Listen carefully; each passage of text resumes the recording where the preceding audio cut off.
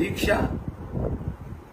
Package, ఇప్పుడు final గా కండువా, పోతిన మహేశ్వర స్టోరీ ప్రస్థానం జనసేనలో మొదలై వైసీపీలో చేరింది.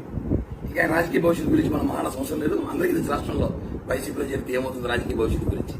నేను వీడియో పెట్టిన కారణం ఏమంటే కొన్ని ప్రశ్నలు నిన్న మహేష్ అన్న అడిగాడు, దానికి ఆ సమాధానం నా దగ్గర ఉంది చెప్తున్నా.